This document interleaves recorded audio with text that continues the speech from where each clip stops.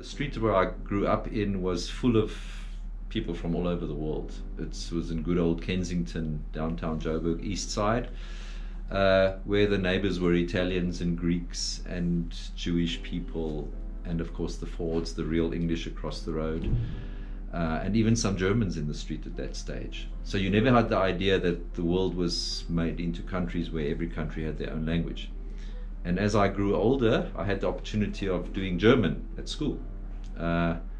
And that very quickly gripped me, so that from my second year I was already reading novels and things at school level, just because I was very interested. And then I thought, well, I need another challenge, and then I started teaching myself French. And then I could actually write the matric exam in French, self-taught. And of course then I went on to varsity, never thinking I would go into teaching. Teaching was not my aim.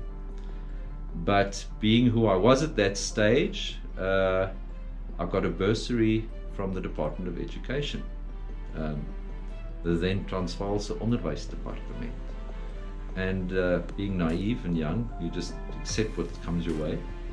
And then I studied teaching alongside the languages. I met lots of the German colleagues at the IEB conventions for French. And of course we sat in a little corner speaking German. Which was fun for me, because at that stage I didn't have any opportunity or friends who were speaking German. And then they got to know me, and when the HOD of that time for French was up for retirement, she actually contacted me and asked me to apply for the post. I started in 2000, the year 2000, the start of the new millennium. So it was a clean break from coming from my previous schools. I started off at the art school in Braamfontein, government school. 5 years stint there, and then I went on to King David, my first private school, 5 years there. And then of course I started at the German school. So I thought I'm going to be here for 5 years. Lo and behold, it's 21 years later.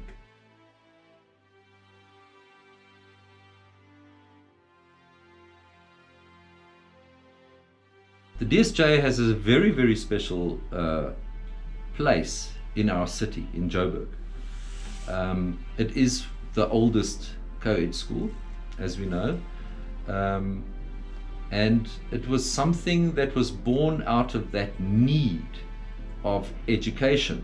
I mean, everybody else ran to the Witwatersrand to come and dig gold, and the German community immediately saw the need that their children have to continue their education. And that's why the school is one of the beacons in Joburg, not just for the Beer Fest, but it is a school that incorporates, I think, the best of both worlds, the German part and the South African part. The Germans make sure that the process is sound and healthy, and they don't then worry too much about the outcomes, because that will look after itself. On the South African side, we're more prone to look at the outcomes and then to tweak and adjust, almost in a chaotic way, in order to ensure that the outcome is good. We have the luxury of selecting from these two worlds and putting into our mix what is best for the children and best for the school. The one thing that always springs to mind is discipline. If you look at our kids, in the afternoon when they leave school, you might say, oh, that school, there must not be a lot of discipline going on there because of the way they wear their uniform. And yet for us, discipline is something on the inside, it's not something on the outside. Good discipline is having a very good work ethic, being a tolerant human being, and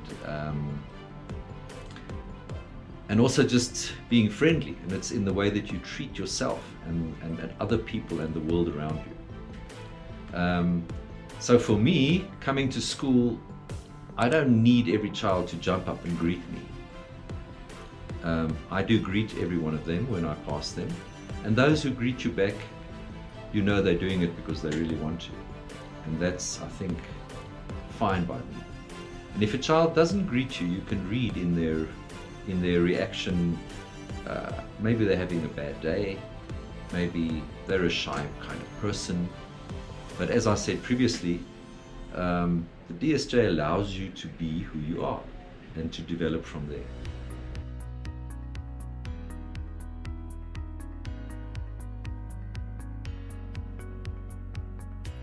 around 2009, 2010, the school numbers were going down. And we had to consider the way forward for the DSJ. Is it going to become a pure German school, offering only Abitur, or are we going to actually open up to let in more South Africans? And the board at that stage decided to go that way, to go that route, and open up an English medium high school. The English medium high school was not just necessary for the funding of the school, having more pupils, but also to increase the number of NSC students, because up until 2006, every single child in the school had to write the South African matric. And of course, with the split that came in after 2006 between the Kombitswijk doing Abitur from grade 10 to 12 instead of adding it on as a 13th school year, of course the NSC numbers dwindled to a point that we couldn't offer a range of choice subjects. So of course that increased the numbers, doubled the numbers in fact, so that we could keep to the number of interesting choice subjects that we offered for the NSC.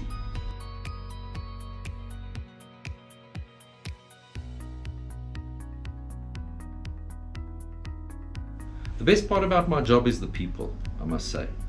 Working in a school environment doesn't limit you to one tiny little office. My current position as deputy principal allows me to work with parents, to work with students, and to work with colleagues, which puts you on 3 different levels of responsibility, but also of growth, and I would say very rewarding.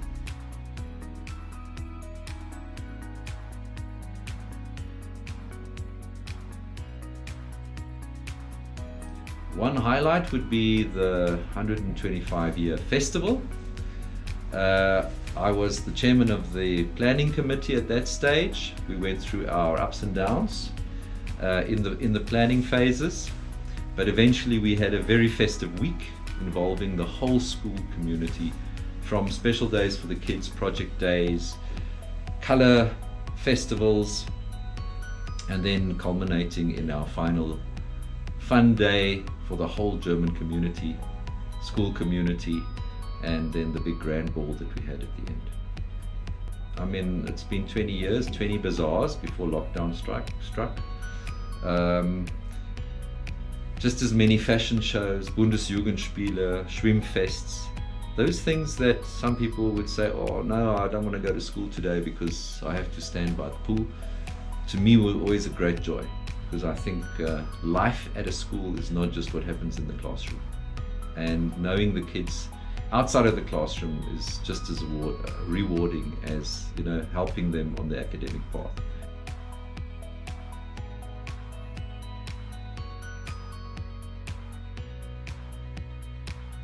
What the German school taught me was that there's more than one way of thinking about life, and that every individual has the right to choose. And although the school does have a certain atmosphere, does have a certain vibe to it, which is very vibrant and alive, I think it just opens up space for every single human being